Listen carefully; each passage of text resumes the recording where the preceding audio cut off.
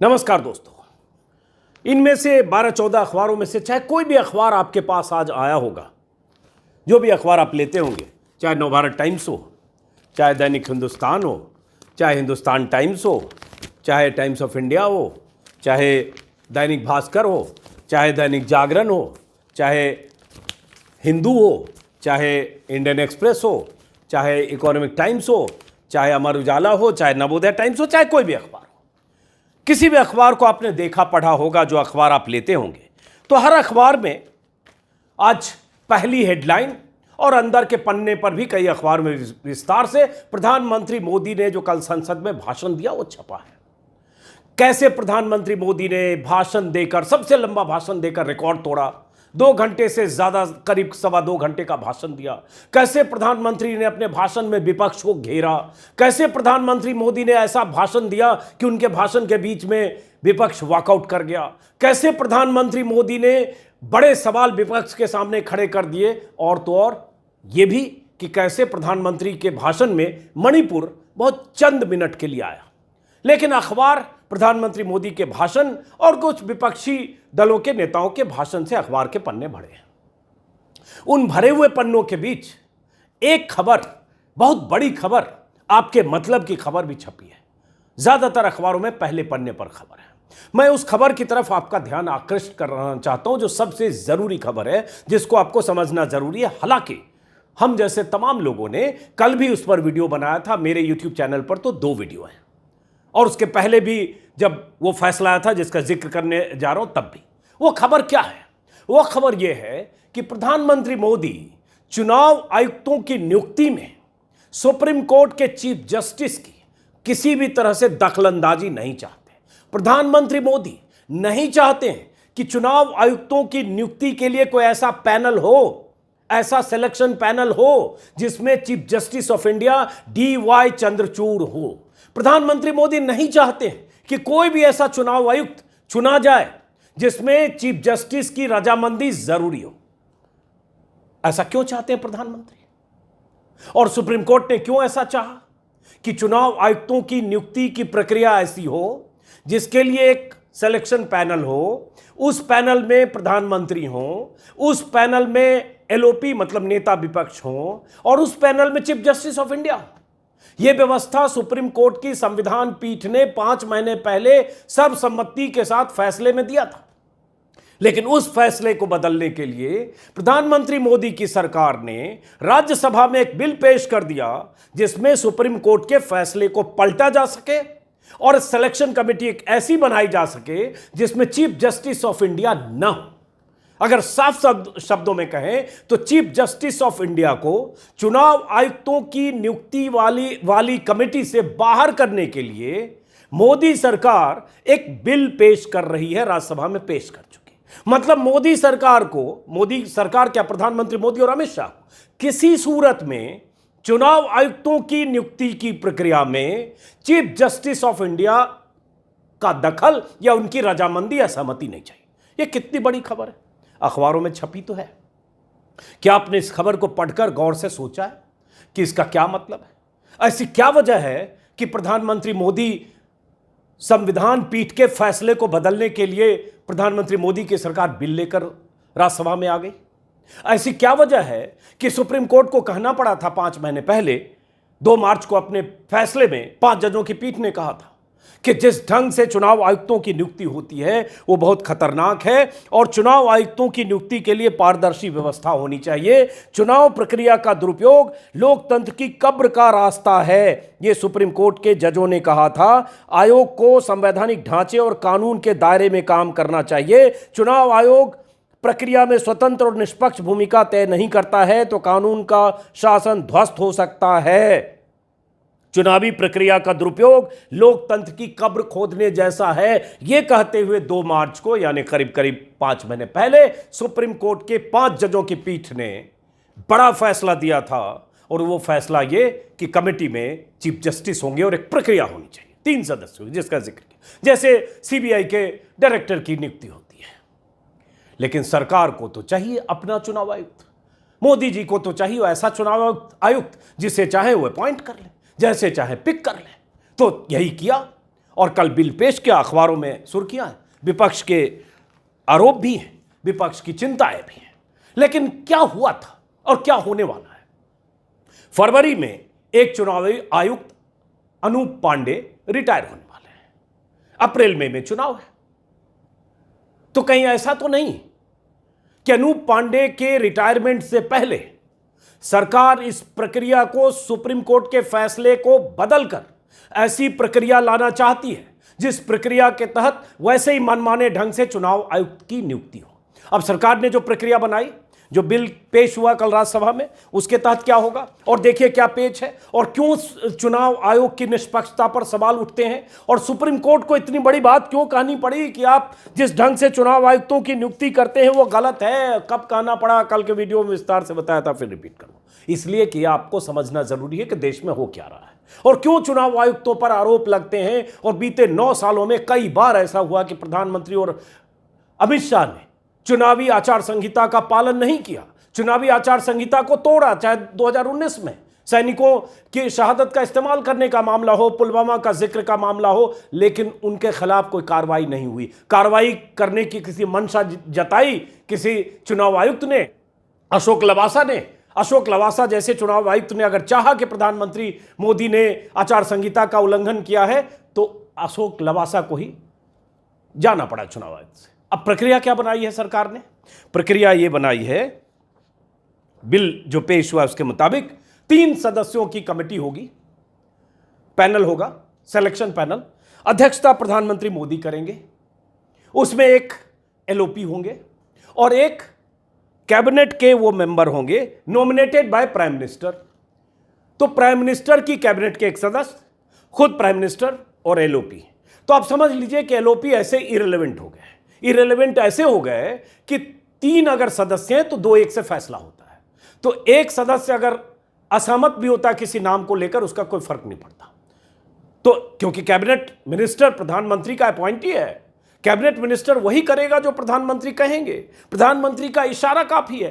प्रधानमंत्री ने ऐसे इशारा कर दिया कि इसी पर सहमति बनाओ तो भी उस पर सहमति बनाएगा। प्रधानमंत्री ने कह दिया कि फला नाम है, ये फाइनल करना है, अब फला मंत्री जो भी है वो उस पर 1 मिनट में सहमति जताएगा।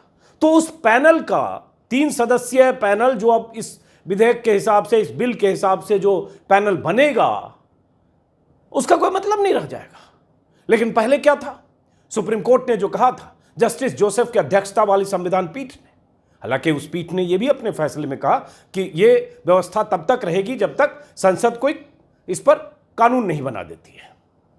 लेकिन वो व्यवस्था थी, उस व्यवस्था को देने से पहले, उस फैसला को देने से पहले जस्टिस जोसेफ ने बहुत कड़ी और गंभीर बातें कही थी।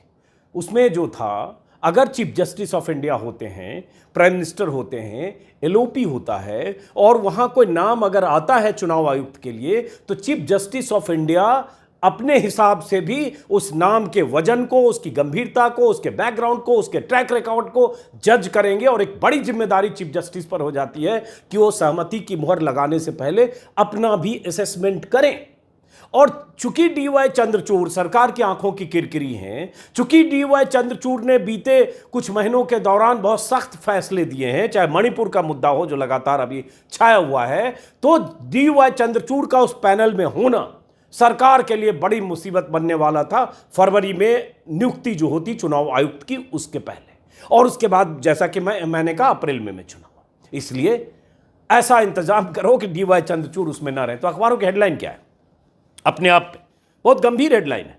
Government bill in Rajya Sabha seeks to drop CGI from panel selecting ISIS. अब आप देखिए कि मतलब यही हेडलाइन है कि इलेक्शन कमिश्नर की नियुक्ति में मुख्य न्यायाधीश को बाहर रखने के लिए यह काम किया गया। Bill proposes LoP and minister not CJI in committee to select ECI chiefs. Bill seeks to remove CJI from panel that picks CEC and ECs. मतलब ये जागरण ने भी लिखा, चुनाव आयुक्तों की चयन समिति से बाहर होंगे प्रधान न्यायाधीश। मतलब प्रधान न्यायाधीश को बाहर रखने के लिए चुनाव आयुक्तों की नियुक्ति की ताकत फिर सरकार के हाथ में आएगी। बिल पेश, bill keeps CJI out of panel to select CEC. चुनाव आयुक्तों के चयन बिल पर प्रतिपक्ष को एतराज, ये अलग बात है, लेकिन प्रस्ताव वही है। चुनाव आयुक्तों की नियुक्ति में सीजीआई का रोल नहीं, बिल पेश। ये बिल है कि चुनाव आयुक्तों की नियुक्ति में सीजीआई नहीं चाहिए। सीजीआई क्यों चाहिए? क्योंकि सीजीआई ने अगर किसी नाम पर ऐतराज कर दिया, और किस नाम पर ऐतराज करेंगे, बड़ा दिलचस्प है। कैसा मामला बढ़ा, क्यों संविधान पीठ ने यह फैसला दिया? अरुण गोयल, जिन्हें नवंबर में चुनाव आयुक्त सेलेक्ट किया गया था 2022 में, 1985 बैच के आईएएस अफसर, भारत सरकार में अधिकारी थे। शुक्रवार को उन्होंने वीआरएस लिया, शनिवार को उनकी नियुक्ति हो गई इलेक्शन कमिश्नर, और सोमवार को ज्वाइन कर लिया। और वो तब जब सुप्रीम कोर्ट में यह मामला चल रहा था, कई याचिकाएं थी, 2018 से सुनवाई चल रही थी, याचिकाएं थी कि चुनाव आयुक्तों की नियुक्ति की प्रक्रिया पर सुप्रीम कोर्ट व्यवस्था दे, क्योंकि गलत तरीके से नियुक्त हो रहा है। और उसके बाद सुप्रीम कोर्ट में जस्टिस जोसेफ के 5 जजों की पीठ ने, उनकी अध्यक्षता में, न सिर्फ अरुण गोयल पर सवाल उठाए, बल्कि यह कहा कि आपको इतनी जल्दबाजी क्या थी, फाइल लेकर आइए, आप ऐसा यस मैन क्यों चाहते हैं चुनाव आयुक्त, क्यों आपको लगता है कि ऐसा चुनाव आयुक्त हो जो सीधे प्राइम मिनिस्टर के खिलाफ कार्रवाई करने की बजाय, मतलब उन्होंने कहा था, मान लीजिए अगर चुनाव आयुक्त तो ऐसा हो, चुनाव आयुक्त को सीधे प्राइम मिनिस्टर के खिलाफ कार्रवाई करनी हो, तो चुनाव आयुक्त इतना कमजोर हो कि हिम्मत ना जुटा पाए, तो सिस्टम का ब्रेकडाउन होना माना जाएगा। उन्होंने ये भी कहा था जस्टिस जोसेफ ने, कल भी मैंने वीडियो में बताया था, चुनाव आयुक्त तो ऐसा होना चाहिए जो अपना सब कुछ दांव पर लगाकर भी सरकार के खिलाफ भी अगर स्टैंड लेना हो तो स्टैंड ले। लेकिन सरकार ने ऐसे चुनाव आयुक्त को चुना समय समय पर, हर सरकार ने, ऐसा नहीं किसी सरकार ने, यह आरोप पिछली सरकारों पर भी लगे, जो सरकार के लिए यसमैन हो। एक जमाना था टीएन शेषन जैसे चुनाव आयुक्त थे, उसका जिक्र भी किया था जस्टिस जोसेफ ने। लेकिन अब ये सवाल ये है कि जब ऐसे मौके पर, ऐसे वक्त में, जब तमाम संवैधानिक संस्थाओं के कॉम्प्रोमाइज करने के, सरेंडर करने के, झुकने के, या मोदी की सत्ता के सामने दबाव में आने के आरोप लग रहे हैं, तब अगर एक व्यवस्था दी, एक फैसला दिया सुप्रीम कोर्ट ने, उस फैसले को अगली नियुक्ति के कुछ महीने पहले बदलने के लिए बिल लाने की जरूरत क्या है? क्यों चाहते हैं कि आपका ही अंकुश हो? क्या डर है, क्या दिक्कत है? अगर उस पैनल में आप भी होते, चीफ जस्टिस ऑफ इंडिया भी होते, एलओपी भी होते, जैसे सीबीआई का डायरेक्टर नियुक्त होता है, तो दिक्कत क्या थी? किस बात का डर था प्रधानमंत्री को? कैसा चुनाव आयुक्त चाहते हैं प्रधानमंत्री? क्यों ऐसा चुनाव आयुक्त चाहते हैं कि वो, उनके कैबिनेट सहयोगी, जाहिर है एक आदमी हाथी के पांव में सबका पांव, 2 मिलकर तय कर दे और वही हो। एलओपी के होने का कोई खास मतलब नहीं, एलओपी लिख देगा, डिसेंट नोट, कुछ नहीं होगा। हालांकि इसमें एक चीज हुई है, पहले तो होता था कि लॉ मिनिस्टर प्रपोज करते थे चुनाव आयुक्त के नाम, और प्राइम मिनिस्टर फाइनल करके प्रेसिडेंट के पास भेजते थे। अभी एक व्यवस्था हुई है कि कैबिनेट सचिव की अध्यक्षता में एक सर्च कमेटी होगी, जिसमें सचिव स्तर के 2 अधिकारी होंगे, और यह सर्च कमेटी 5 संभावित नाम फाइनल करेगी, और 5 नाम फाइनल करके सिलेक्शन कमेटी के पास भेजेगी। वही सिलेक्शन कमेटी जिसमें प्रधानमंत्री, एलओपी और एक कैबिनेट मंत्री, उन्हीं के, और उन्हीं में से कोई नाम फाइनल किया जाएगा। और अधिकतम वो जो पहले से है कि अधिकतम कार्यकाल 6 साल का होगा, 65 साल में रिटायर होना होता है, जो भी पहले होगा, चाहे 65 साल हो जाएगी तो रिटायर हो जाएंगे, उम्र हो जाएगी तो, या 6 साल होगा तो रिटायर होंगे। अब इसमें कैबिनेट सेक्रेटरी और 2 भारत सरकार के अधिकारी, ठीक है 3 अधिकारी हो गए, लेकिन अधिकारी तो भारत सरकार के हैं। हर नौकरशाह को आज की तारीख में एक्सटेंशन चाहिए। हर नौकरशाह सरकार की सरपरस्ती और सरकार की मेहरबानी चाहता है। आप देख रहे हैं ईडी के डायरेक्टर का एक्सटेंशन कैसे हुआ सुप्रीम कोर्ट के हंटर के बाद, और सुप्रीम कोर्ट ने जब मियाद तय कर दी कि 31 जुलाई को रिटायर करो, तो फिर भागे भागे सरकार के वकील पहुंच गए और उसके बाद 45 दिन का एक्सटेंशन ले आए। सुप्रीम कोर्ट ने कह दिया था ईडी डायरेक्टर का एक्सटेंशन इलीगल है, उसके बाद भी सुप्रीम कोर्ट में यही कहते रहे, माय लॉर्ड यही ईडी डायरेक्टर चाहिए, और उन्हें कुछ दिन के लिए एक्सटेंशन फिर मिल गया 45 दिन का। गृह सचिव हो, ईडी डायरेक्टर हो, कई और दूसरे महकमों के अधिकारी हो, हर जगह एक्सटेंशन की तो रफ्तार 1 साल 2 साल सरकार चला रही है, एक्सटेंशन देने पे लगी। तो इसलिए कोई भी नौकरशाह एक्सटेंशन चाहेगा, और एक्सटेंशन के लिए सरकार की मेहरबानी जरूरी है। तो कैबिनेट सचिव हो चाहे बाकी 2 सचिव हो, और उसके बाद भी नौकरी से हटने के बाद भी बहुत तरह के सेटलमेंट होते हैं।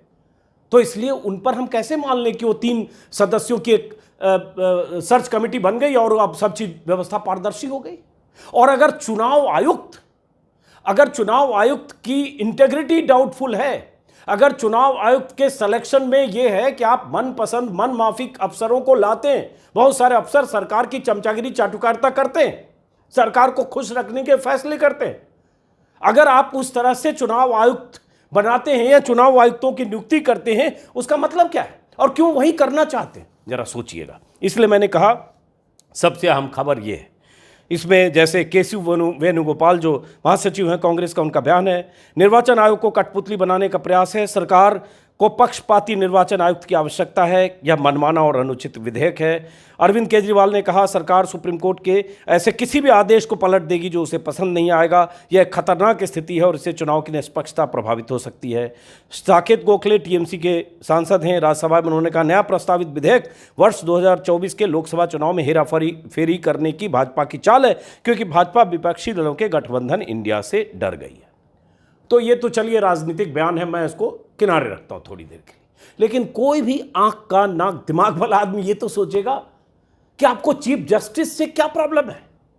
चीफ जस्टिस जो इस देश में कायदे कानून संविधान के कस्टोडियन हैं, देश की सबसे बड़ी अदालत के सबसे बड़े जज हैं, अगर वो उस पैनल में होते हैं, उस सिलेक्शन कमेटी में होते हैं, तो उससे सम्मान बढ़ता है। चुनाव आयुक्तों की निष्पक्षता या उनके सिलेक्शन में पारदर्शिता का पैमाना सीजेआई का वहां होना है। लोगों को भी लगेगा कि भाई इस चुनाव आयुक्त पर सवाल कैसे उठाएं, सेलेक्ट तो सीजेआई ने भी किया है, लेकिन आपने हटा दिया। सिर्फ सीजेआई को बाहर करने के लिए अब बिल लेकर आ गए, और जो बिल लेके आए, फिर रिपीट करूंगा, बार बार लगेगा, उसमें आपने कैबिनेट मंत्री को रख दिया अपने, जिसका नाम आप ही प्रपोज करेंगे। आइए जी प्रहलाद जोशी जी आप आ जाइए, आइए जी गडकरी जी आप आ जाइए, आइए जी पीयूष गोयल जी आप ही आ जाइए, आइए जी स्मृति ईरानी जी आप ही आ जाइए, आइए जी फलां जी आप ही आ जाइए, कोई भी मंत्री जी आ जाइए, इसमें अनुराग ठाकुर जी आप ही बन जाइए इसमें। अब क्या लगता है अनुराग ठाकुर, स्मृति ईरानी, पीयूष गोयल प्रधानमंत्री की सहमति पर थोड़ा सा भी दाएं बाएं करेंगे, या वही पुड़िया पर्ची जो भी मिलेगी उसी पर हाँ लगाएंगे, ठप्पा बहुत ठक हो गया, इलेक्शन कमिश्नर का अपॉइंटमेंट फाइनल। एलओपी अपना कहते रहे कि हम सहमत नहीं है, पहले भी कहते रहे कई मामलों में, सीबीआई के डायरेक्टर के मामलों में, चाहे इस सरकार में, चाहे इसके पहले सुषमा स्वराज जब एलओपी थी तब। तो ये एक बड़ा सवाल है, इसलिए मैंने कहा ऐसे सवाल को भी दिमाग में मथिए और सोचिए कि चुनाव आयोग पर सरकार अपना शिकंजा बनाए रखना क्यों चाहती है, चुनाव आयुक्तों की नियुक्ति की प्रक्रिया को सरकार अपने कंट्रोल में क्यों रखना चाहती है, सोचिएगा जरूर। फिलहाल इस वीडियो खत्म करते हैं, फिर मुलाकात होगी किसी और वीडियो में। नमस्कार।